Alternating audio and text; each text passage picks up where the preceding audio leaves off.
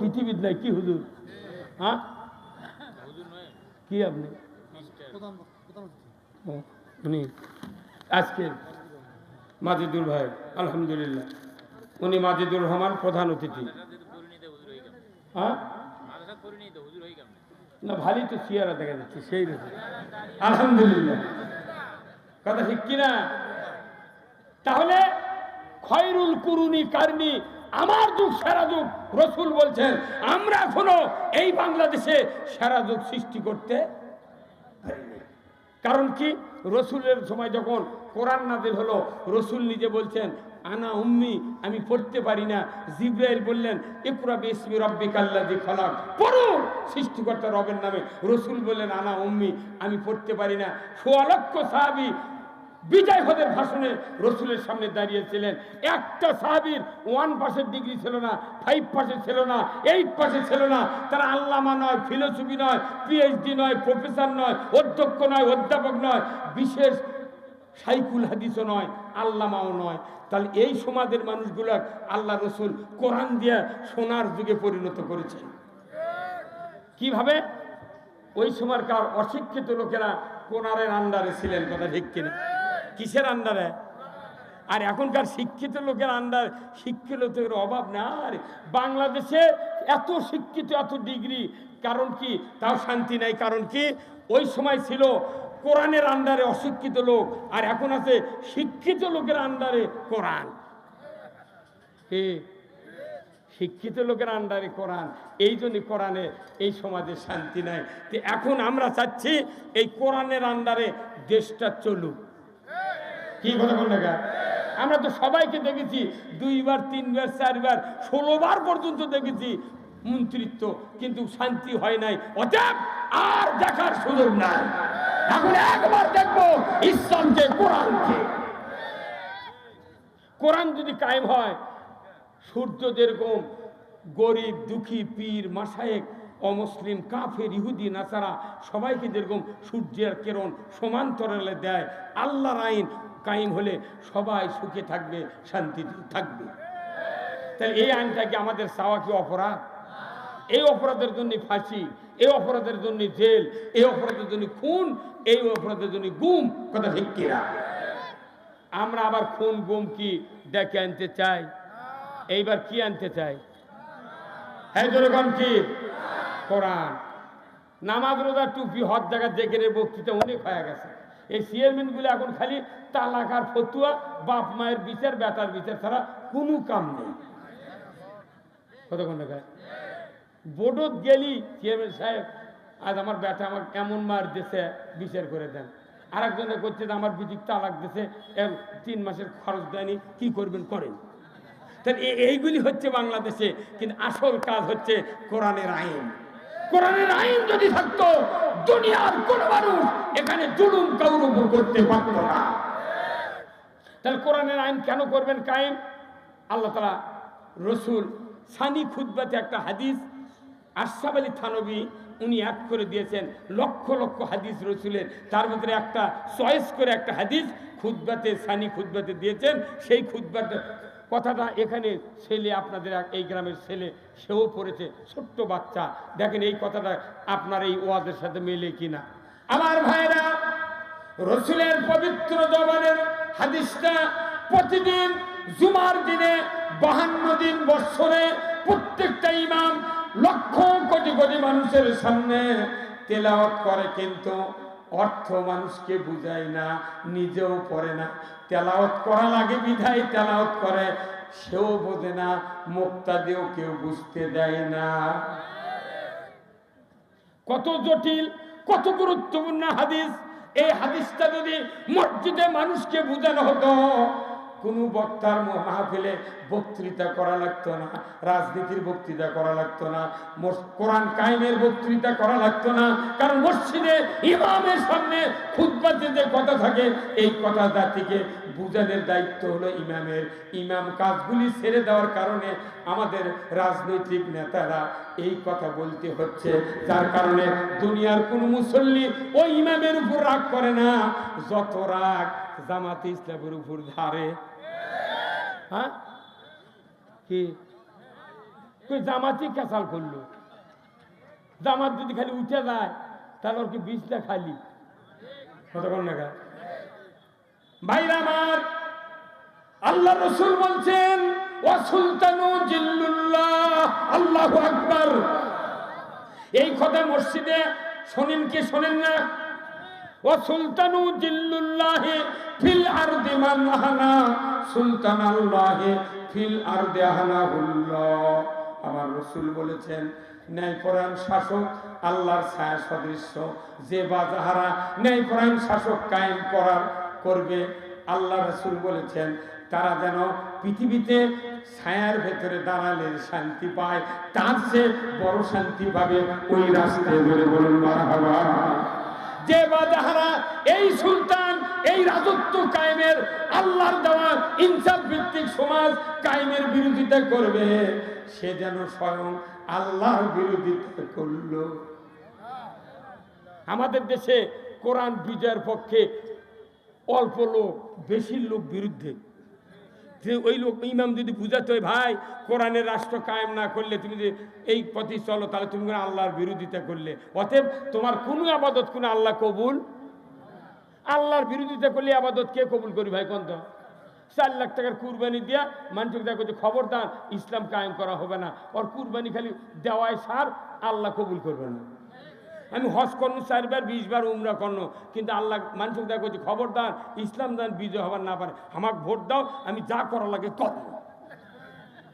হ্যাঁ কথা কর। তাহলে আল্লাহর বিরোধিতা করে কোন আবাদত কি কবুল হবে? তাহলে এই জন্য রসুল বলছেন ওয়া সুলতানু জিল্লুল্লাহ, ন্যায়পরায়ণ শাসক আল্লাহর ছায়া সদৃশ্য, যে বা যাহারা ন্যায়পরায়ণ শাসক কায়েমের বিরোধিতা করলো তারা যেন স্বয়ং আল্লাহর বিরোধিতা করলো। এটা ইমাম যদি বুঝাতো আমাকে চেষ্টা করা লাগতো। আসল জায়গা তো ওয়াজ হয় না, ওটি খেলে আরবি দিয়ে কথা কয়। সেদিন ইমামও সালাম আলাইকুম হুজুর ভালো আছে, আর আমরা তারা আল্লাহর আইনের কথা কই, ঘাটার দেখলি চোখ গরম করে। এরপরে আসেন 3 নম্বর বক্তব্য আল্লাহর কোরআনের। কোরআন শরীফে আল্লাহ বলছেন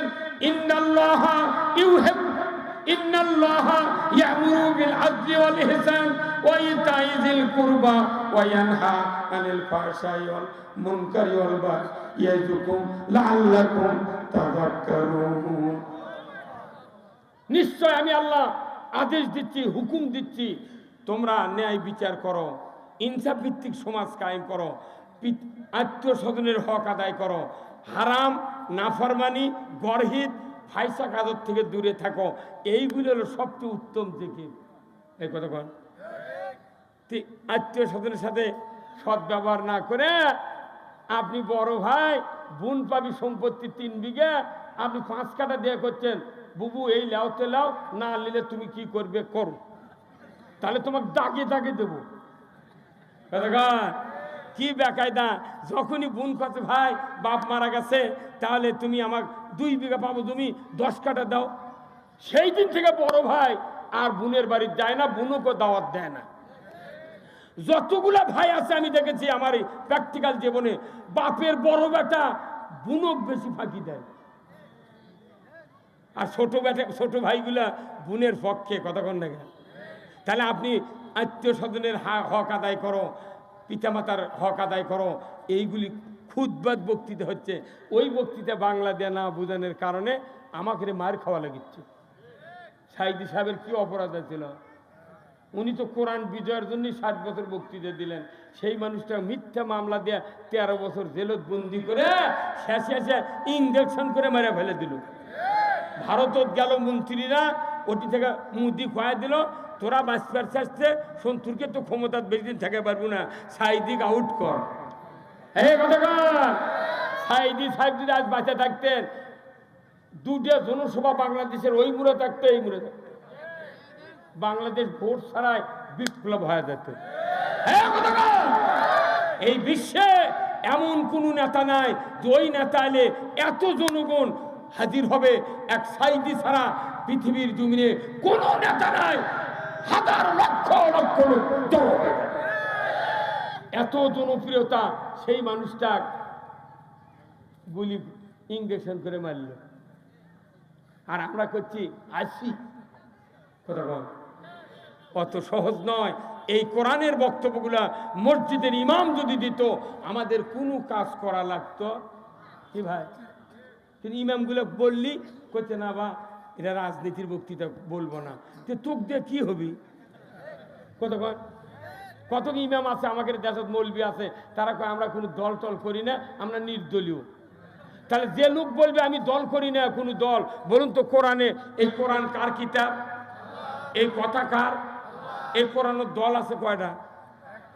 একটা। দেখছেন কি কথা বলি? ইমাম কোনদিন কয়নি দলের কথা মসজিদ? এই কোরআনত কয় দল? দুটা দল, একটা হিজবুল্লাহ, একটা হিজবুর শয়তান। তাহলে কোরআনের যে কথাগুলো আল্লাহর কথা, আল্লাহ নিজে হিজবুল্লাহর দলের প্রতিষ্ঠাতা। তাহলে বোঝা যাচ্ছে কোরআন হলো আল্লাহর দলীয় কিতাব। কি মুরব্বী? কোরআন আল্লাহর দলীয়, এরিতে আল্লাহর দলের পক্ষে ছাড়া কোনো কথা নাই, আর শয়তানের দলের বিরুদ্ধে কথা বলেন। তাহলে আল্লাহ নিজে যে দলের প্রতিষ্ঠাতা, সেই আল্লাহ বলছেন আমার দলে তোমাদেরকে থাকতে হবে। কোথায় বলছেন? কোরআন শরীফে আল্লাহ বলছেন ওয়ালতাকুম মিনকুম উম্মাতুন ইয়াদুনা ইলাল খায়রি ওয়া ইয়া'মুরুনা বিল মা'রুফি ওয়া ইয়ানহাউনা আনিল মুনকার ওয়া উলাইকা হুমুল মুফলিহুন। আমার আল্লাহ বলেছেন অবশ্যই তোমাদেরকে একটা দলে থাকতে হবে। তোমাদের কাজ হবে ইয়াদুনা ইলাল খায়র, মানুষকে হাত দিয়ে ভালোর দিকে ডাকবে, ন্যায়ের আদেশ করবে, অন্যায়ের নিষেধ করবে। আর এই লোকগুলি যারা এই কাজ করবে, আমার আল্লাহ বলেছেন ওয়া উলাইকা হুমুল মুফলিহুন, ওই লোকেরাই সফল কাম। কথা ঠিক কিনা? কিন্তু দলের কথা কোরআনে আছে। আপনি বলেন আমি দল করি না, তাহলে মৃত্যুর আগে বলে দেবেন আমার কোনো দল থুবে না কবরের মধ্যে। কি আমি দুনিয়ার দল করিনি, তাহলে আমাকে নির্দলীয় ভাবে কব্বর শোয়া লাগবে। উনি দলও করবে না, আবার কব্বরের মধ্যে আমাকে দোয়া পড়ে লিখছে বিসমিল্লাহ ওয়ালা মিল্লাতে। তুই সারা যেমন দল করলু না, আবার নবীর দল ঢুকবু গা। কতক্ষণ? তাহলে এই যে বিপদ, এই বিপদ আমরাই ডেকে আনতেছি, আমরাই ডেকে আনতেছি। দল করতে হবে কার? আল্লাহর দল। কিন্তু আমার দেশে কত মানুষ দল প্রতিষ্ঠিত করলো। ফেরাউন দল করেছিল, ফেরাউন একটা দল করেছিল।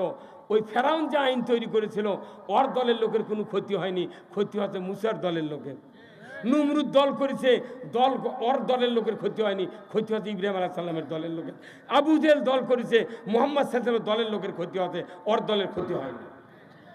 আমার দেশে 17টা প্রধানমন্ত্রী, 17টা প্রধানমন্ত্রী গেছে, নিজেরা যখনই ক্ষমতা গেছে তখনই আইন পরিবর্তন করেছে, তার দলের লোকের ক্ষতি হয়নি, ক্ষতি হয়েছে সাধারণ জনগণের। কথা কিনা? তাহলে আমরা দল করব আল্লাহর, আল্লাহর আইন দেয়া কারোর ক্ষতি হয় না। এই আল্লাহর আইন বুঝানোর জন্য আজকের এই মাদ্রাসা। কথা ঠিক কিনা? তাহলে মাদ্রাসা করার উদ্দেশ্য কি? ইসলাম বিজয় করা। রোজা করার উদ্দেশ্য কি? ইসলাম বিজয় করা। হজ করার উদ্দেশ্য কি? ইসলাম বিজয় করা। আমি ইতিকাফ করব, ইসলাম বিজয় করা। উমরা করব, ইসলাম বিজয় করা। যতগুলি ধর্মের কাজ আছে, প্রত্যেকটা ধর্মের কাজের উদ্দেশ্য হলো ইসলাম বিজয় করা। তাছাড়া বদরের যুদ্ধে 17ই রমজান যুদ্ধ হলো, রোজা ছেড়ে দিয়ে আল্লাহ বলল তুমি রোজা ছেড়ে দাও, যুদ্ধ করো, ইসলাম বিজয় করো। তুমি না খায়া শক্তি পাবে না, যুদ্ধ করতে পারবে না, রোজা ছেড়ে দাও, বদরে যুদ্ধ করো। ওহুদের যুদ্ধে হযরত হানজালা গোসল করলো না, ফজরের নামাজ পড়লো না, ফরজ গোসল বাদ দিল, ফজরের নামাজ বাদ দেয়া যুদ্ধ করে চতুর্থ আসমানে হাউজে কাউসারের পানি দেয়া আল্লাহ গোসল করার দিল।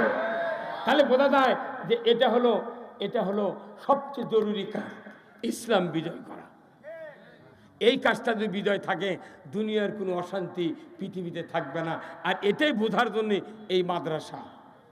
এই জন্য আমি আপনাদেরকে অনুরোধ করব, আমরা এই মাদ্রাসার দিকে কেন সন্তান দেব, কেন মাদ্রাসায় পড়াবো না, কেন আমি মাদ্রাসায় টাকা দেব না, এই কথার উপর আমি 10টা মিনিট আপনাদেরকে কথা বলবো, আর তারই আগেই আপনাদের কাছে কোনো চাওয়া পাওয়া নাই, খালি আনা রুমাল যাবে, ব্যাগ যাবে, দয়া করে আনা দিবেন, আমি আর ফিনিশিং অবশ্যই দেবো আপনাদের কাছে।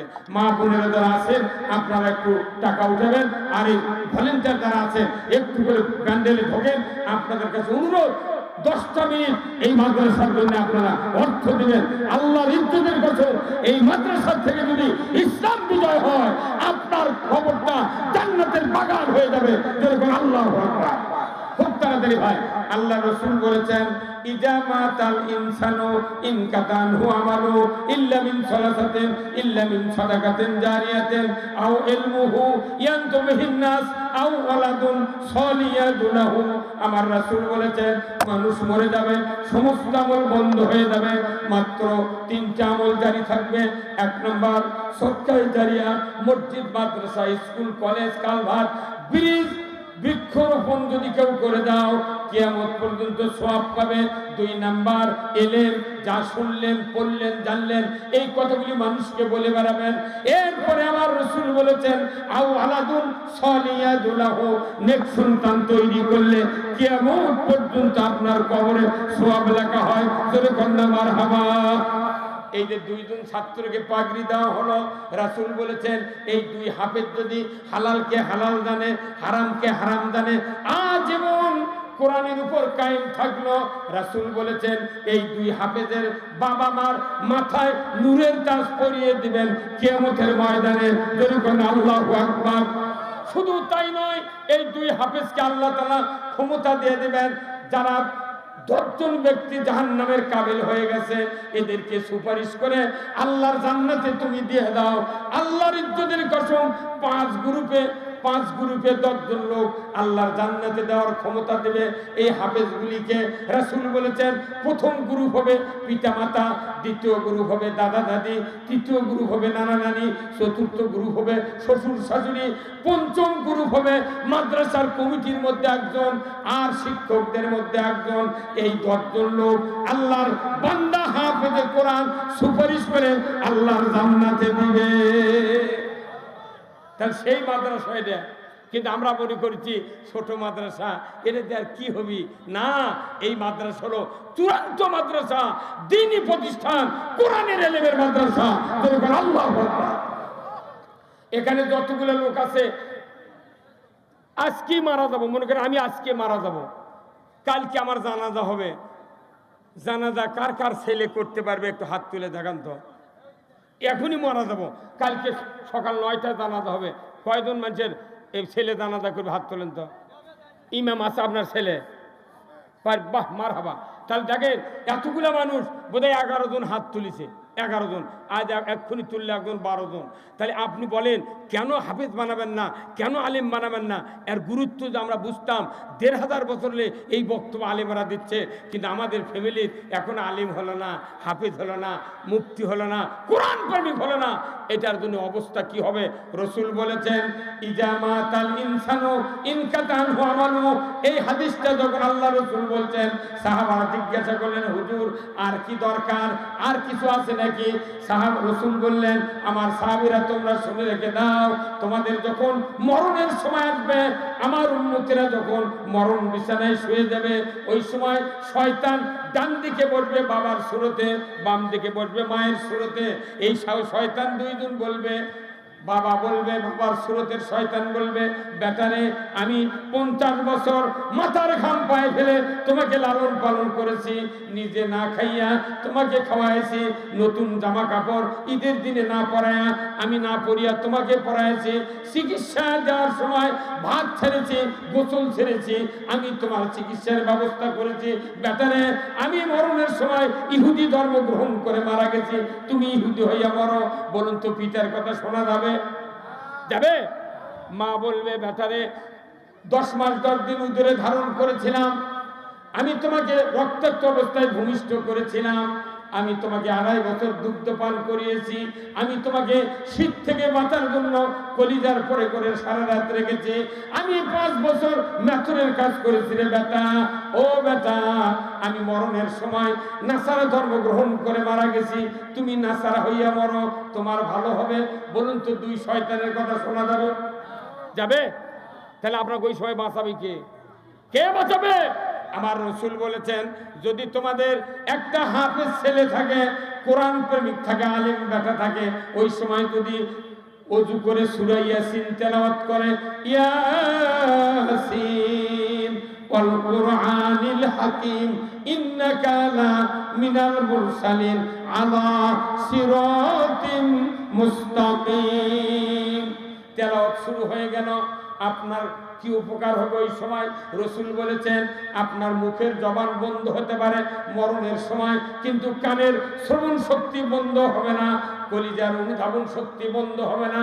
ওই সময় আপনার সন্তান কোরআন পড়বে, আপনার মনে মনে হবে এই তো আমার সেই সন্তান যাকে খানাবাড়ি হাফিজা মাদ্রাসায় ভর্তি করার জন্য মাথায় করে টোপলা নিয়ে গেলাম, কাঁধে করে ব্যাগ নিয়ে গেলাম, 3 বছর থেকে 4 বছরের ভিতর হাফেজ হয়েছিল, এই সন্তান তো আমার সেই সন্তান। বলার সাথে সাথে, অনুধাবন করার সাথে সাথে ওই দুই দিকের দুই শয়তান 60 কিলো বেগে ভাগিয়ে যাবে। ধরে কনবার হাওয়া। তাহলে আপনার সন্তান যদি কোরআন পড়ার না থাকে, এই মসজিদের ইমাম মাদ্রাসার হুজুরক ডাকে আনতে আনতে আজরাইল জানলিয়া বামুনডাঙ্গা পার হয়ে চলে যাবে। কতক্ষণ টাকা? তাহলে আপনার লাভ কি হলো? এই দুনিয়াতে এসে লাভ কি হলো? আপনার একটা সন্তান প্রতি শতাব্দীতে আপনার ফ্যামিলিতে আলিম থাকবে, হাফেজ থাকবে, দাওরা পাস থাকবে, কামেল পাস থাকবে। একজন আলিম আপনাকে থাকতে হবে কোরআন শোনানোর জন্য। কথা বলেন না গা? এই মাত্র 11-12 জন মানুষ হাত তুললেন, আপনার কি জানাজা করা লাগবে না? আপনার ওই এখানকার হুজুর ওগলিয়ে তো জানাজা করলে নাও ওর চোখ দিয়ে পানি বাড়াবে না। কতক্ষণ টাকা? পড়ার বেটা আর পড়ার বাপ জানাজা করলে কোনো টেনশনই নেই। কি হুজুর, হ্যাঁ, কোনো টেনশন আছে? আচ্ছা কোন এই যে ভাই, আপনার পিঠের মাঝখানে কোনদিন চুলকায়নি ভাই? চুলকান বোঝেন না, খাজায় না? আপনার ডান হাতও ভালো না, বাম হাতও ভালো না। আপনি এখন বাড়ির বাইরে যান, ওই পাকা ঘরের কানি আছে এইভাবে, ওটিটা পিঠ এঙে মোষের লাগান চুল করছে। কিন্তু যদি মনে হয় যে আমার ডায়াবেটিস আছে, যদি ছিলে যায় ঘাও তো শুকাবে না। উনি আবার ঘুরে বাড়ির যা, ওনার স্ত্রী বলিচ্ছেন যে নইমের মা তুমি আমার পিঠটা চুলকে দাও। ওনার স্ত্রী, আপন স্ত্রী, জাগলে 20 বছর সংসার করিচ্ছে, ওনাক বলিছে যে তুমি একটু চুলকে দাও। উনি এক হাত দেয়া রসে রসে চুল করছে, কিন্তু যে জায়গায় চুল করছে, কতক্ষণ টাকা, যে জায়গায় চুল করছে সেটি কোনো হাত। কারণ কি, পিঠ একজন আর হাত আর একজন। কতক্ষণ? উনি স্ত্রীর উপর সেই সাত চুলকে দেয়, তখন ওনার স্ত্রী আবার 2 হাত দিয়ে চুল করছে, তাও আসল জায়গা যায় না। একটা চুল কাবের লেগে যদি আসল জায়গা না যায়, আপনি পড়ার বেটা দিয়ে জানাজা করে নিয়ে যদি চোখে পানি না বাড়ায়, আপনার আবার কোনো লাভ হবে না। ভাইরা আমার, কেন হাফেজ বানাবেন? এই কথাটা আমি একটু বলতে চাই। তাহলে হাফেজ যদি বানান, আল্লাহর ইজ্জতের কসম আমি আপনাদেরকে বলতে চাই, আপনি যদি হাফেজ বানান, আলেম বানান, আপনার সন্তান মরণের পর যদি জানাজার মুসল্লায় দাঁড়িয়ে যায়, আল্লাহর ইজ্জতের কসম অন্য মানুষের ছেলে জানাজা করতে যদি 5 মিনিট লাগে, আপনার ছেলে জানাজা করতে কমপক্ষে 12 মিনিট লাগবে। কয় মিনিট? সানা পড়তে লাগবে আর 2 মিনিট, দরুদ শরীফ পড়তে লাগবে 4 মিনিট, দোয়া পড়তে লাগবে কমপক্ষে 5 মিনিট। কারণ আপনার বাবা সামনে দাঁড়িয়ে আছে, আপনি শেষ নামাজ দোয়া পড়তেছেন। রাসূল বলেছেন, নিজের সন্তান যদি জানাজা করতে গিয়া 1 ফোঁটা মাছির মাথার মতো পানি যদি নাক দিয়ে হাতের ডগার কাছে গড়ায় দেয়, আল্লাহর কাছে নেক সন্তানের চোখের পানির এত দাম। নবীজি বলেছেন, ওই সন্তানের চোখের পানির কারণে ওই পিতামাতাকে খাটনির উপরে জীবনের গুনাহ আল্লাহ মাফ করে দেয়। নেক সন্তান এত দাম। শিকারির গুলি মিস হবে, কিন্তু সন্তানের দোয়া মিস হবে না। গরিব মানুষের বেটারা মুন্সি হয়, ধনী মানুষ চেয়ারম্যান, এমপি, এর বেটা মাদ্রাসাত পড়ে না। আবার জিটি মাদ্রাসা আছে, অন্য জায়গার ছেলে পেলে এসে মাদ্রাসাত পড়ে, গ্রামের লোক মাদ্রাসাত দেয় না। এই কথা বল না? তাহলে আপনার জায়গা, আপনার অর্থ, আপনার পরিশ্রম সব আপনার বেটাকে মাদ্রাসাত দেয়া মৌলবি মানলেন না, তাহলে এর কি পরিণতি হচ্ছে? এই মাদ্রাসার হুজুর আপনার জানাজা করবে? ও চোখ দিয়ে জীবনে পানি বার করবে না। আমি যখন এখানে এসে দোয়া করবো অন্য মানুষের জন্য, রব্বির হামহুমা কামা রব্বায়ানি সগীরা, আমার বাপের কবরত সোয়াবের ঢল হয়ে দেবি, আর আপনার বাপের কবরত লেওর করবি। কত কনে পারে? হ্যাঁ, আপনি মুর্দা ধোয়াবেন না। একটা মানুষ মারা গেল, রসুল বলছেন আপন লোক মুর্দার গোসল করাও। কেন? জাকানদানির সময় এত ব্যথা হয়, যাতে খুব আস্তে নরম হাত দিয়ে আস্তে আস্তে গোসল করাও। আপনি ব্যথা ধোয়াবের পারলেন না, বলছেন যে না মানুষ আব্বাক ধোয়াবো, রুহু যদি 40 দিন আছে তাহলে তো আমার কষ্ট হবে, আমার বাড়ির যদি দাম কি দেয় হামলা করে তাহলে তো বিপদ। অতএব হুজুর করতে, হুজুর আপনি ধোয়ান। এবার বাড়ির পাশে এক মানুষ দিচ্ছে, আপনি ধোয়ান। তো ওই লোকটা ধোয়ালে আপনার বাপক কি ইচ্ছা মতো ধোয়াবে? উনি জানে যে একদিন ঝগড়া হচ্ছিল এর সাথে, একদিন ঝগড়া হচ্ছিল, উনি মারবার পারেনি, গালিবারও পারেনি। যখন গোসল করাবার লাগিছে তখন জোরে কাজ করে ফেলে দিয়েছে। এই কথা আপনার আপনি সন্তান, আপনার পিতাকে গোসল করাবেন। আপনার স্বামী মারা গেছে, স্ত্রী গোসল করাতে পারবে, ঠিক কিনা? তাহলে এই জানাজার ইমাম, জানাজার মুসল্লায় ইমামতি করতে পারবে এমন সন্তান বানানোর দরকার আছে না নাই? কারা কারা বানাবেন হাত তোলেন তো, কারা কারা? নামান হাত। এটা গেল জানাজার কোরআন পড়া। রাসূল বলেছেন আজকে একটা লোক মারা গেল, যদি জানাজা হয়ে দাফন হয়ে যায়, পরের দিন থেকে 41 দিন পর্যন্ত যদি আপনার একটা হাফেজ বেটা থাকে, প্রতিদিন একবার করে সূরা ইয়াসিন মুখস্থ বাবা মার কবরের পাশে দাঁড়িয়ে 41 দিন পড়তে থাকে। মিশকাত শরীফের হাদিসে রাসূল বলেছেন ওই সন্তানের প্রতিদিন কোরআন সূরা ইয়াসিন পড়ার কারণে আল্লাহ তাআলা ওই পিতা মাতার তামাম কবরের আযাব কিয়ামত পর্যন্ত মাফ করে দেয়। তাহলে আমাদের সূরা ফাতিহা পড়ার লোক নেই। কি কথা বল না? সূরা ফাতিহা পড়ার লোক নাই, থাকতে সূরা ইয়াসিন পড়ে। বছরে 2 দিন ঈদের নামাজ পড়ে বাবার কবর যায়, তাছাড়া কোনোদিন আমরা যেতে পারি না। লাভ কি হলো? তাহলে এইরকম ছাত্র, এইরকম আলেম হাফেজ বানানোর দরকার আছে না নাই? এটা বানাবো কিসের জন্য? আমার মুক্তির জন্য। কার মুক্তির জন্য? আজকে যারা এসেছেন এতগুলো লোক, প্রত্যেকটা বাড়ির থেকে যদি একজন করে ছাত্র এখানে দেন, এখানে ছাত্র হাজার হাজার জড়ো হয়ে যাবে। কি কথা বল না? তাহলে আপনার জানাজা আপনার বেটাক দিয়ে করার লাগবে, আপনার মরার সময় কোরআন আপনার ছেলের পড়া লাগবে। তাই বাড়ির মানুষ পড়তে পড়তে উইতে আস্তে আস্তে আগ্রায় যান কবজ করবে। এই জন্য প্রত্যেকটা মানুষের ফায়ার সার্ভিসের অফিস যেরকম আগুন লাগার আগে সরকার ফায়ার সার্ভিসের অফিস করে দিচ্ছে, ওই রকম আপনার মৃত্যুর আগে ফায়ার সার্ভিসের অফিসারের লাগান, আপনার বাড়ির কোরআন পড়ার একটা অফিসার নিয়োগ দিয়ে রাখতে, তাহলে আপনি আমি বাঁচবো। কিন্তু এখন তো দেখা যায় আজ থেকে 40 বছর আগে গরিবের বেটারা আলেম ওলামা হচ্ছিল, এখন এসে কিছু মধ্যবিত্ত ধনী মানুষেরা আলেম ওলামা বানাচ্ছে। কিন্তু আগেকার আলেমগুলো দেখেন অবস্থা, খালি গরিবের বেটারা মৌলবি হতো, ধনী মানুষ কত ফকরা বিদ্যা শিখে লাভ কি? কারণ কি, একজন আলেম একজন হাফেজের চাকরি যদি টিওনো হতো, এসপি হতো, ডিসি হতো, বড় বড় অফিসার হতো একজন হাফেজের যোগ্যতা দিয়া, তাহলে এই দেশে হাফিজিয়া মাদ্রাসা খিল্লাটি দিয়া মাদ্রাসা চালার লাগতো, তাদের দরজা ভাঙ্গা মাদ্রাসা ভর্তি করার লাগতো। কিন্তু তা তো নাই, হাফেজ হলি তখন প্রতি জঙ্গি। কথা বল, জঙ্গি। প্রাইমারি উপবৃত্তি দিচ্ছে, বেতন দিচ্ছে, নাস্তা দিচ্ছে, বিস্কুট দিচ্ছে, আর ইবতেদায়ী মাদ্রাসা 60 বছর হলে মঞ্জুরি নেই। কথা বল, কত মাস্টার মরে গেছে, বিল নেই। প্রাইমারি খলপা দিয়ে ভেড়া দিয়ে প্রাইমারি করে, কিন্তু ইবতেদায়ী মাদ্রাসা মঞ্জুরি নাই। আছে নাই? দাঁড়িয়ে রেখে কলেজত গেলে, বিশ্ববিদ্যালয়ত গেলে তখন করছে শিবির করে। কি করে? হিন্দুও যদি দাঁড়িয়ে রেখে কলেজত যায়, তাও শিবির ভাবে পিঠে মারে ফেলবে। এই কথা বল না, কি দেশ? ইসলাম মানলি তোকমা দেয়, হয় রাজাকার কবি, না শিবির কবি, না জঙ্গি কবি। জঙ্গি, শিবির আর এই রাজাকার দিয়া শেখ হাসিনা সরকার পালাতে বাধ্য। কথা বল না, ওরা তো খুব চাপা দিল, পালাবো না। কোথায় গেছেন আপনারা? এখন আবার বর্ডারের থেকে বলিচ্ছে আমি কোনো কাছেই আছি, শর্ট করে ঢুকে পড়বো। আসেন, আপনি বাপের বাড়িতে আসবেন, স্বামীর বাড়িতে আসবেন, অসুবিধা কি? আপনি রংপুরি চলে আসেন কতক্ষণ। আপনি খালি ঢুকে দেখেন না কে, শর্ট করে ঢুকবেন, ফট করে আয়না ঘর তুলে দেবেন। আমরা বলেছি এদেশের মাটিতে ইসলামী জাগরণ শুরু হয়ে গেছে, ইনশাআল্লাহ টুডে অর টুমরো বাংলাদেশে কোরআন বিজয় হবে হবে ইনশাআল্লাহ।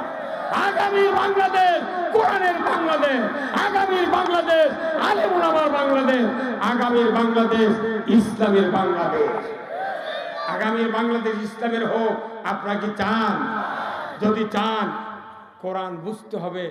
আর সময় নেই শুয়ে থাকার, ডোর টু ডোর মানুষকে ইসলামের দাওয়াত দিতে হবে।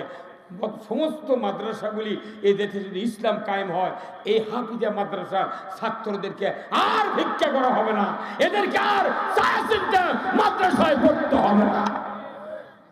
কোটি কোটি টাকা এই দেশ থেকে তছরূপ হয়ে যাচ্ছে, কিন্তু সুষ্ঠু যোগ্যতা সম্পন্ন নেককার লোক, যোগ্যতার সৎ লোক দেশের বড় বড় পোস্টে থাকার কারণে ইসলাম গুদা হয়ে যাচ্ছে।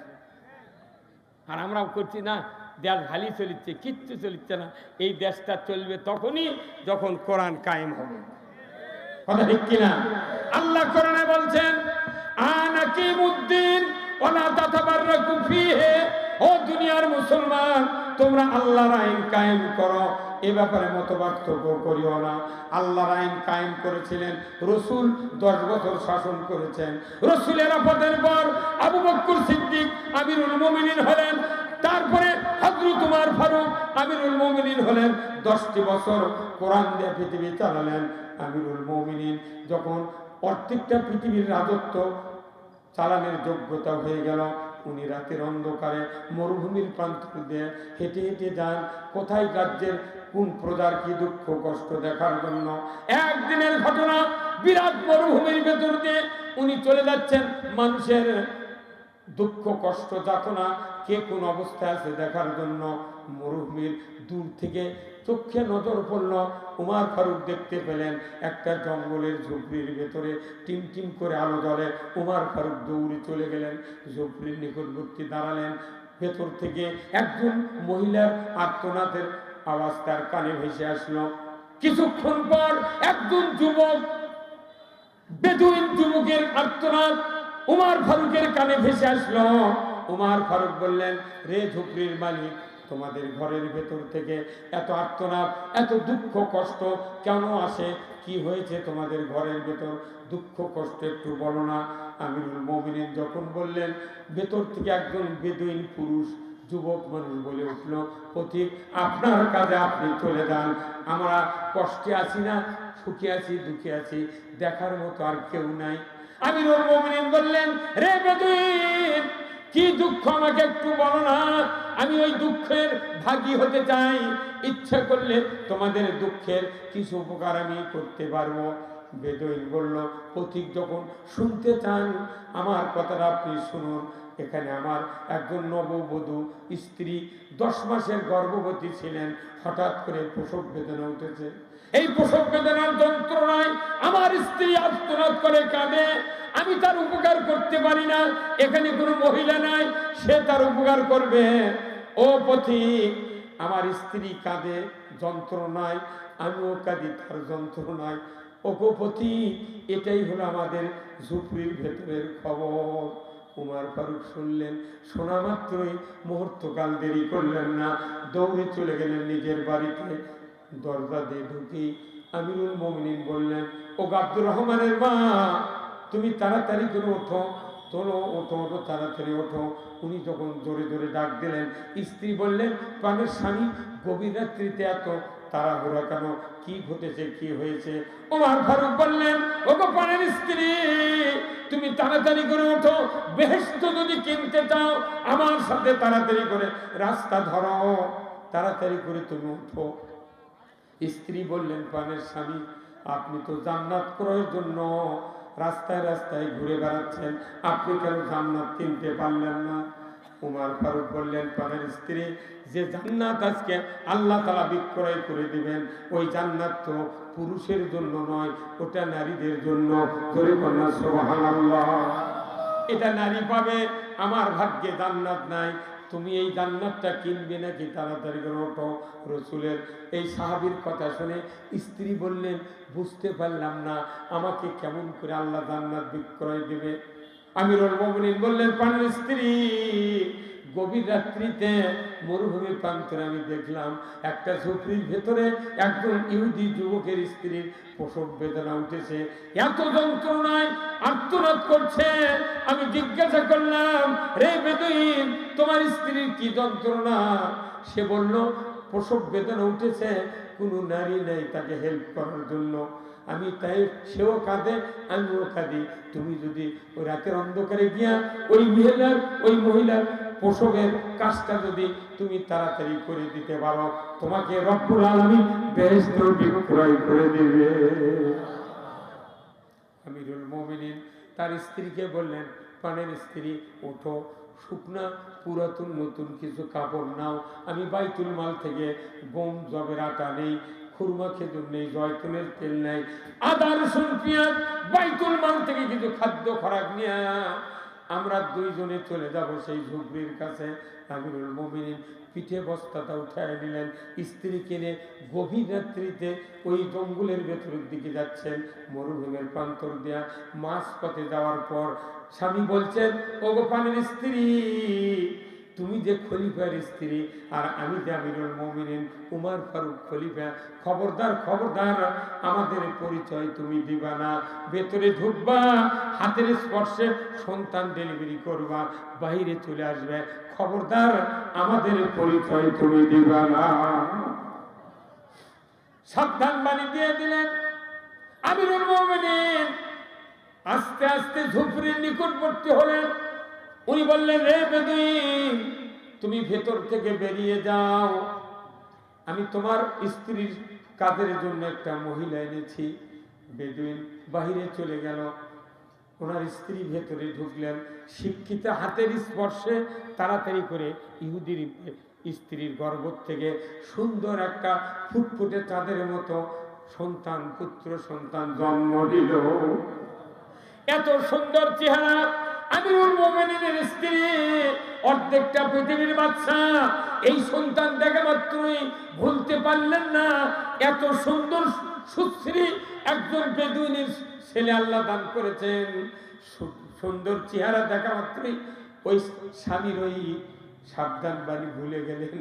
উনি বললেন ডাক দিয়া, ও বেদুইন, তুমি খবর দাও খলিফাকে, তোমার স্ত্রীর গর্ভ থেকে সুন্দর একটা সন্তান আল্লাহ তাআলা দান করেছে। ভুলে গেছে সাবধান বাণী। এইবার বেদুইন খলিফার কথা শোনা মাত্রই কলিজার ভেতর ভূমিকম্প শুরু হয়ে গেছে। খলিফা মানে কি? বাংলাদেশের খলিফা কেসিয়ার ফিতেলিয়া যারা কাপড় কাটে, এরাই তো বাংলার খলিফা। কথা বল না গা?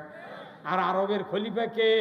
ওই ইহুদির বাচ্চা জানে এই খলিফা মানে আমিরুল মুমিনিন, অর্ধেকটা পৃথিবীর বাচ্চা। যে মানুষটা রসুলকে তরবারি দেয়া কাল্লা কাটার জন্য চলে গেলেন, ওই মানুষটা কোরআনের সূরা তোহার 124 নম্বর আয়াত নিজের কানে শুনলেন, একবার পড়লেন, ওমান আরাদা আন যিকরি ফাইন্না লাহু মাইশাতান দানকা ওয়া নাহশুরুহু ইয়াওমাল কিয়ামাতি আমা।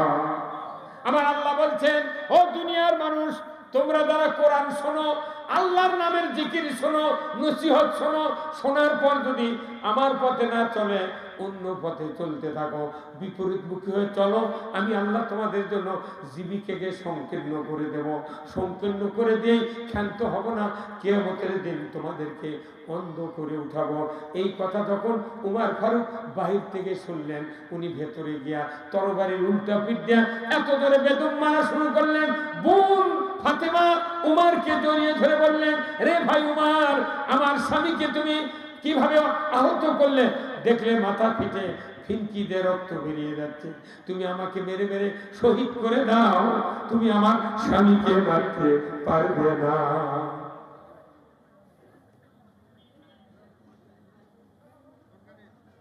কি হচ্ছে?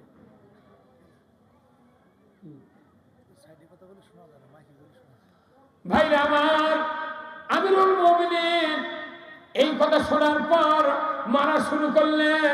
কিন্তু যখন রক্ত দেখলেন ভগ্নিপতির মাথায়, বোন যখন বলল আমাকে মারো, আমার স্বামীকে মারতে পারবে না, রক্ত দেখা মাত্রই উমারের কলিজার ভেতরে মহব্বত পয়দা করে দিলেন কে?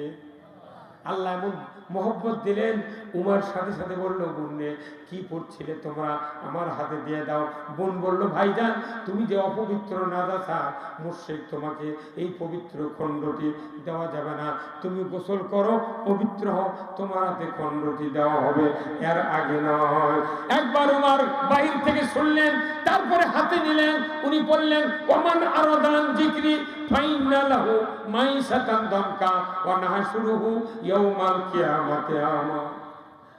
আল্লাহর নবীর সাহাবী যিনি হবেন, উনি তো গলা কাটতে চলে যাচ্ছেন, অথচ রাস্তা বাইপাস হয় ভগ্নিপতির বাড়িতে গেলেন। উনি যখন পড়লেন, বুঝলেন আরবের লোক, সাথে সাথে বললেন, পুণ্যে আর দেরি করো না, নিয়ে চলো বিশ্ব নবীর দরবারে, আমি আজকে কালিমা পড়ে মুসলমান হয়ে যাব। এই মানুষটা 10 বছর মসজিদে নববীর বক্তব্য শুনে রসুলের মুখে অর্ধেকটা পৃথিবীর বাদশা হওয়ার পর নিজের স্ত্রীকে নিয়ে ইহুদির ঘরে সন্তান ডেলিভারির কাজে স্ত্রীকে নিয়ে গেলেন। জোরে বলুন ঠিক কিনা?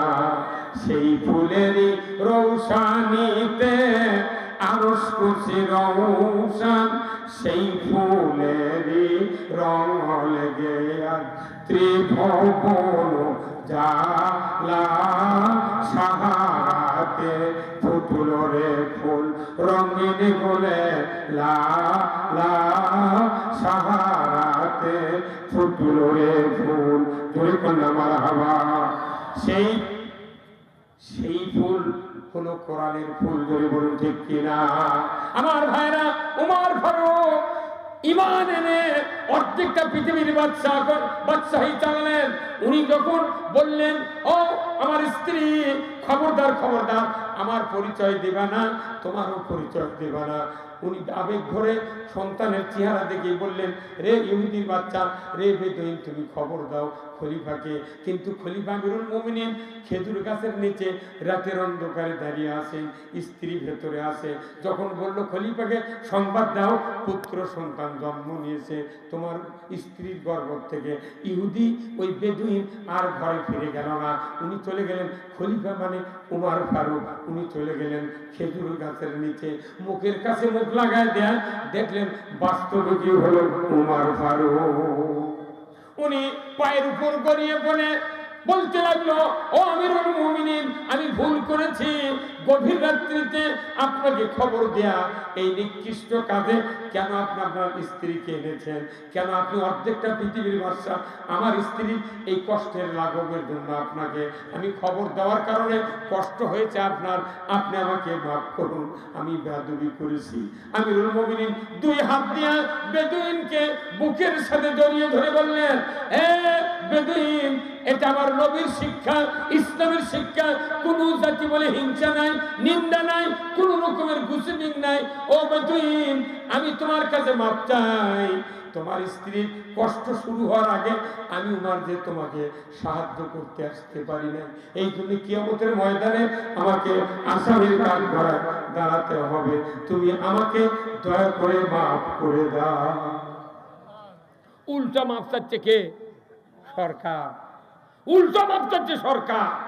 ভাইরা আমার, আমিরুল মুমিনিন যখন এই কথাটা বললেন, ইহুদি বলছে, ওই বেদুইন বলছে, যাব না পিতা মাতার কাছে বোঝাপড়া করার জন্য, যাব না ভাই ভাগ্যের কাছে পরামর্শ নেওয়ার জন্য, যাব না স্ত্রীর কাছে, দেখবো না সন্তানের চেহারা।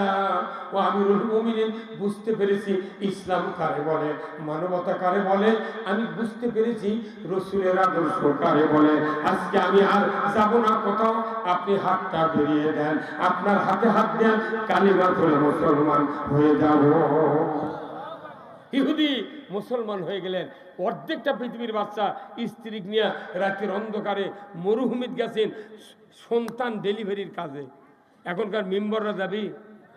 হ্যাঁ, আহা, ইসলাম কারে বলে? যে মানুষটা কাল্লা কাটতে গেল সেই মানুষটা অর্ধেকটা পৃথিবীর রাজা বাদশা হয়ে গেল। আল্লাহ রসুল জবানে বলছেন, লা বাদা নবিয়া, আমার পরে কোন নবী আসবে না। যদি নবুয়ত দেওয়া হতো, লাউ কানা উমর, উমরকে নবুয়ত দেওয়া হতো।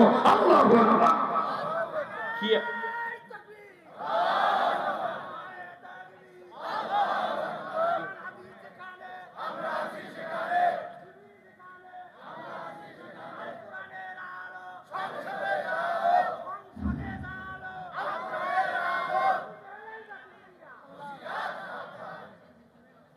আমার ভাইরা, ইসলাম শোনার জিনিস নয়, ইসলাম দেখার জিনিস। এই যে চুরি হয় দেশে, এটা ইসলাম বন্ধ করবে, কথা ঠিক কিনা? একটা চোরের হাত যদি কেটে দেওয়ার দৃশ্য বয়তুল মোকাররমের গেটে, উত্তর গেটে ডিশের লাইনে দেখানো হতো। আল্লাহ কোরআনে বলছেন, ওয়াসারিকু ওয়াসারিকাতু ফাক্তাউ আইদিয়াহুমা, চোর আর চুন্নি ধরা পড়লে হাত কেটে দাও 5টা গ্যারান্টির পর।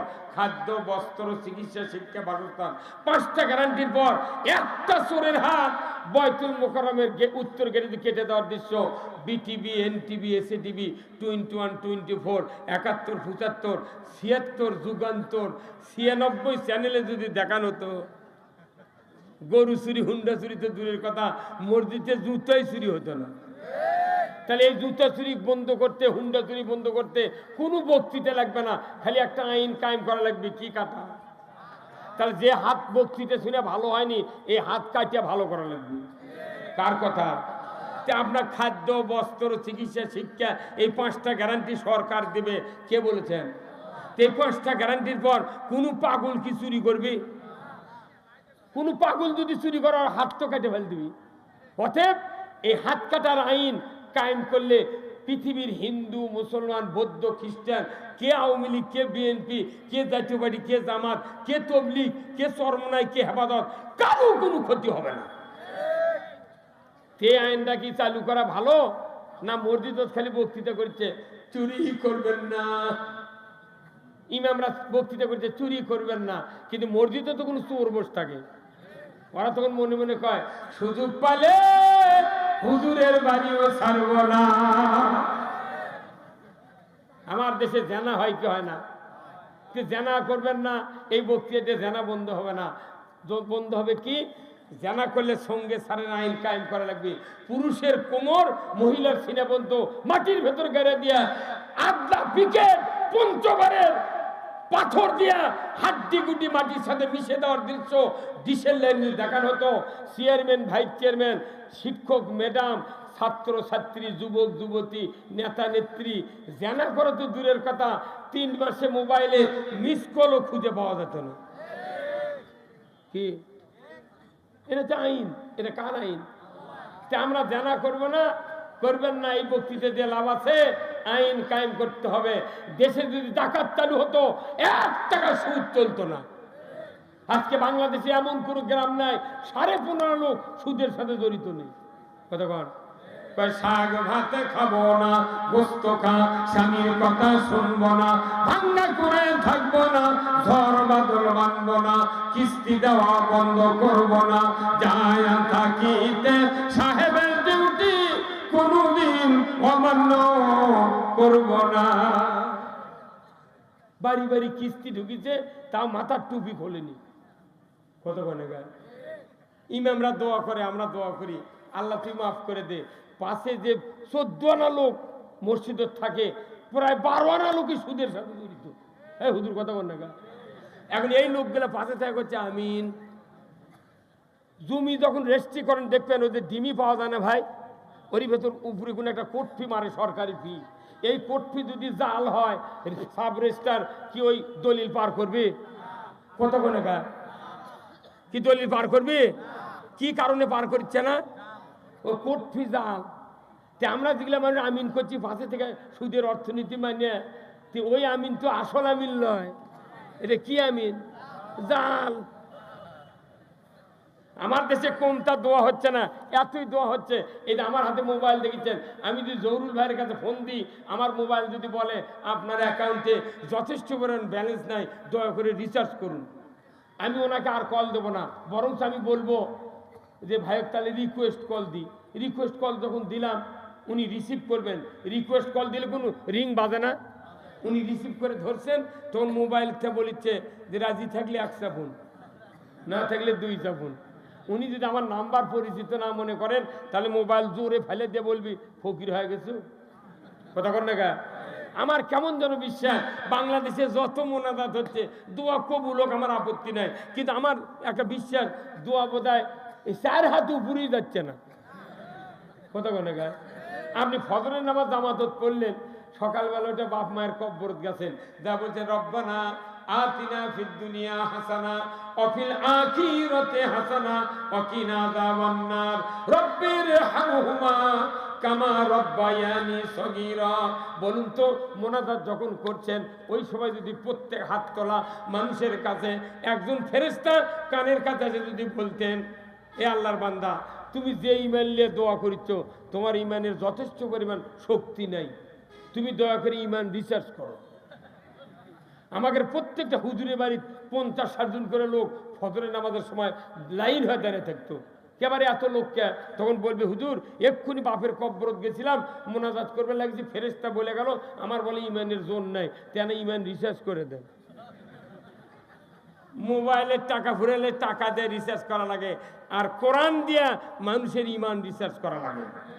আল্লাহ কোরআনে বলছেন ইন্নামাল মুমিনুনা আল্লাযীনা ইযা যুকিরাল্লাহ ওয়াজিলাত কুলুবুহুম ওয়া ইযা তুলিয়াত আলাইহিম আয়াতুহু জাদাতুহুম ঈমানাও ওয়া আলা রাব্বিহিম ইয়াতাওয়াক্কালুন।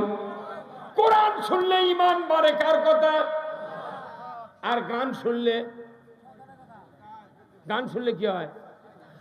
কোরআন শুনলে ইমান বাড়ে, আর গান শুনলে ইমান মরে। আমাকে সংসদে, গত সংসদে মমতাজের মতো পার্টি গান কষে, আমরা নিজে দেখেছি টেলিভিশনে, অনেক এমপি মন্ত্রীকে তালি মারছে। কত কোনে করা মমতাজ গান কষে, ফাটতে যায় বুকটা ফাটতে যায়, ওটা শুনে কি তালি মারছে। তাহলে বোঝা যাচ্ছে মমতাজের গান, পরিমনির গান যেটি হয় ওই সংসদে যারা শুনেছে কাউরই ইমান বাঁচে নাই, সব ইমান কি হয়ে গেছে? মরে গেছে। মরা ইমান নিয়ে কোনদিন নামাজ কায়েম হবে না, সুদ হারাম হবে না, পর্দা ফরজ হবে না, জানা বন্ধ হবে না, বরঞ্চ তারা নামাজের বিরুদ্ধে, রোজার বিরুদ্ধে, ইসলামের বিরুদ্ধে, কোরআনের বিরুদ্ধে ষড়যন্ত্র করেছে।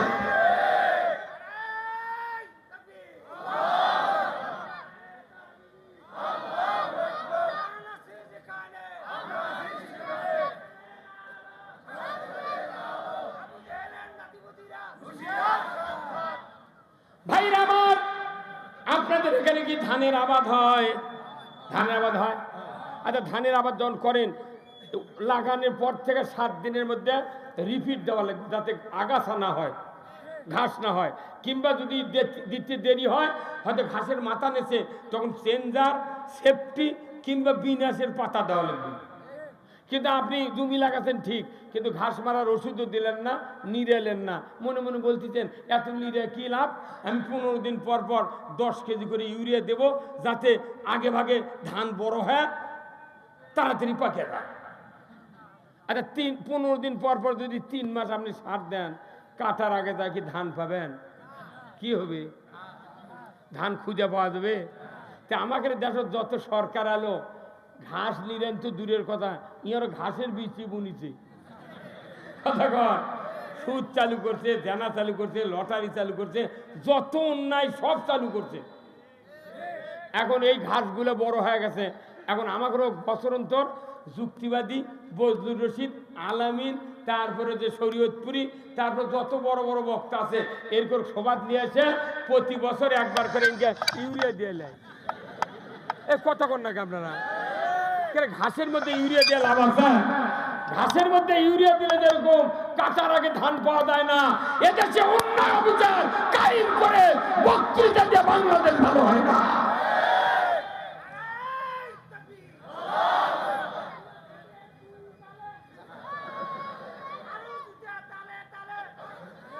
মরদি বাড়ি কিন্তু লোক আর একটা সভা দেখেছি সেই দিন, বুঝতে পারে ওই সভা মরদ বেটা চলবে। কথা হলো কি, আপনারা এই বাংলাদেশ এইবার নিরাল লাগবে, এই পারবেন? ঘাস নিরাতে কয় হাত লাগে? হ্যাঁ, যা করবেন খালি হাতেরই দরকার। এই হাত দিয়ে যদি বাংলাদেশ একবার লিরাবের পারেন, নিরে যদি আমরা খালি বক্তৃতা শুরু করি, বাংলাদেশ 5 মিনিটের মধ্যে খালি মনে মনে ধান জন্মে যাবে। কথা ঠিক কিনা? তাহলে এই ঘাস না নিরে বক্তৃতা করে কোনো লাভ নাই। আপনাদের এখানে গ্রিলের দোকান আছে ভাই, এতে গ্রিল মিস্ত্রি ঝালাই করে না? এই দেখছেন, এই জানলা দরজা, তারপরে হচ্ছে আপনার সাইকেল ফাটে গেল, মেশিনের বডি ফাটে গেল, এই যে ঝালাই করে সেই মিস্ত্রির নাম কি? ঝালাই মিস্ত্রি। গ্রিলের দোকানদার দেখুন, ওই ওয়ালের থেকে একটা মিটার আছে, মিটারের থেকে একটা লাইন আছে, আচ্ছা এইরকম ঝালাই মেশিনের এই কানিতে ঢুকছে একটা তার, এইবার দিয়ে আবার 2টা লাইন বার করে, একটা লাইন বার করে 336 তারের মাথার এত বড় একটা রড কিংবা এত বড় একটা পাতি মুখত পিছে ওটি যে জিনিস ঝালাই করে তারই উপর ফেলে দিতে হয়। এই রড ঝালাই করবি, সাইকেল ঝালাই ওর সাথে লোকের ঠেকে দিতে হবে। এই লাইনের নাম কি? আর্থিং। আর একটা লাইন আর এক কানির থেকে বার করে কারেন্টের লাইন ব্যাকা সিমটা আছে, এই 1.5 ফুটে একটা রড এইভাবে নেয়, নিয়ে দেখবেন ওই মিস্ত্রি করে সুইচ দিয়ে ওই যে রড পরে আছে ওই রডের গায়ে কমপক্ষে 1 কৌটি ফোটা আছে। রড যে এটা বোঝা যাচ্ছে না, খালি ফোটা। এই মিস্ত্রি করছে কি, ওরই উপর যা আবার 2-3টা ঘাত তৈরি দেয়। তখন এই রড বলে, ভাই তুমি ঝালাই করবে সাইকেল, ঝালাই করবে রড, আমার কষ্ট দাও কে? তখন মিস্ত্রি কয়, ভাই কষ্ট তো দিচ্ছি না, আমি দেখেছি লাইন আসছে নাকি। কথা ঠিক কিনা?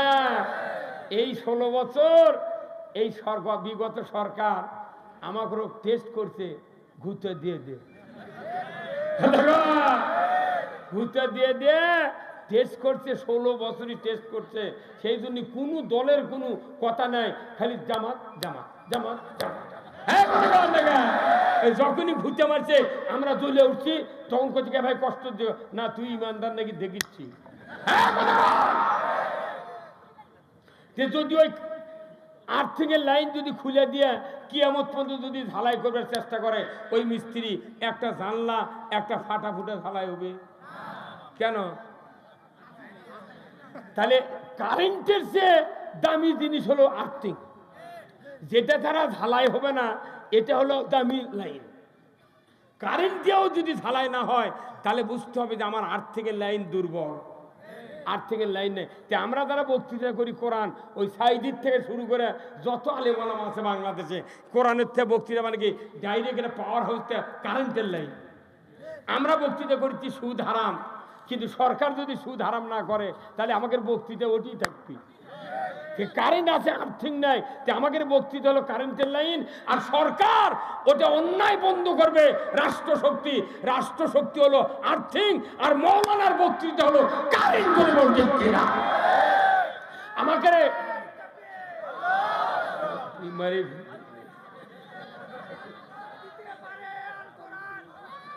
ঠিক কথা বুঝতে পারছেন? বাংলাদেশে আমরা সব দেখেছি, যত সরকার আছে এর আর্থিং নাই, কতক্ষণ কি নাই। এখন আমরা আর্থিকের লাইন আগে বানাবো। যে সরকার বলবে নামাজ কায়েম করো, সুদ হারাম করো, পর্দা ফরজ করো, চুরি বন্ধ করো, জানা বন্ধ করো, ঘুষ খায় না, মদ খেলে 80 বেত্রাঘাত, এগুলো হচ্ছে আর্থিকের লাইন। আগে আর্থিকের লাইন কায়েম করতে গিয়ে আমাকে খালি 2 হাতের কাম করা লাগবে। কি রাজি আছেন? মুসলিম আমি, সৈনিক আমি চির রণবীর, আল্লাহকে ছাড়া কাউকে মানি না, নারাই তাকবীর। বীর মুসলমান ধরো আল কোরআন, ফিরায়া আনো সেই হারানো সম্মান। বীর মুসলমান নারাই তাকবীর, আল্লাহু আকবার, তোলো ধ্বনি ধরায়া রাখবার। বীর মুসলমান ধরো আল কোরআন, ফিরায়া আনো সেই হারানো সম্মান। বীর মুসলমান আমরা বীরের জাত। কোরআন বিজয় না থাকার কারণে শিখে ইন্দুর বিড়াল আমাকে মাথা লাচ্ছেচ্ছে। এই 16 বছর যত জায়গায় বক্তব্য দিয়েছি, অনেক নেতা আছে মাউকির ফোন এইবার সরে দেখে কানের পট্টি গরম করে দেবো। এখন আর গরম করে দেয়, আয় রে আয়। হ্যাঁ, এদেশে কত প্রশাসনিক কর্মকর্তা, জামাত বিএনপির 10 জন মানুষ একখানি বসে মিটিং করলে তারা পরের দিন পেপারে দেশে যে অমুক জায়গা বিএনপি জামাতের 14 জন নেতাকর্মীকে আমরা গোপন তথ্যের ভিত্তিতে জিহাদি বইসহ গ্রেপ্তার করতে সক্ষম হয়েছে। যে জিহাদি বই ওনারা বোঝেনি, ওরা বিরাট লেখাপড়া শিখে চাকরি পাচ্ছে, কিন্তু কোরআনের উপর জিহাদি বই পৃথিবীর জমিনে আর একটিও নাই। এই কোরআনে 317 বার জিহাদের কথা আছে। এই কোরআনের বিরুদ্ধে পেপারিং করলো যে জাতি, এই জাতি কোনো আন্দোলন করে নাই। আল্লাহ তাআলা নিজে 5ই আগস্টের এই ছোট্ট বাচ্চাদেরকে দিয়ে এমন আন্দোলনে পরিণত করেছেন, পলাতে বাধ্য হয়েছে। যারা মারা গেছে, শহীদ হয়েছে, তাদের মধ্যে কেউ বিয়ে করেনি, কথা বল না, বউ নাই, সংসার নাই, কিচ্ছু নাই। এগুলো আবাবিল পাখি দিয়ে আল্লাহ আমাকে বিজয় দিয়েছে। যার টাকা ব্যাংক ব্যালেন্স আছে, বউ ছোল আছে, একজন আমরা যাইনি, কথা বল না, ওরা মরেনি, কিন্তু এখন খালি ক্ষমতার দেওয়ার জন্য করছে ভোট দাও, ভোট দাও।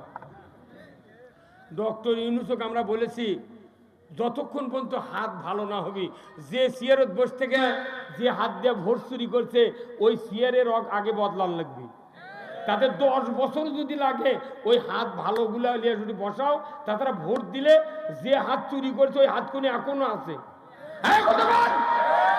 আমরা আগে 10-12 বছর ঘুম পারি, তো এই 16 বছর ঘুম পারে পারিনি। সর্ষের জমি, কোরিয়ানের মিশিং, পুকুরে পারত, গাছত্তরে ঘুম পাচ্ছি।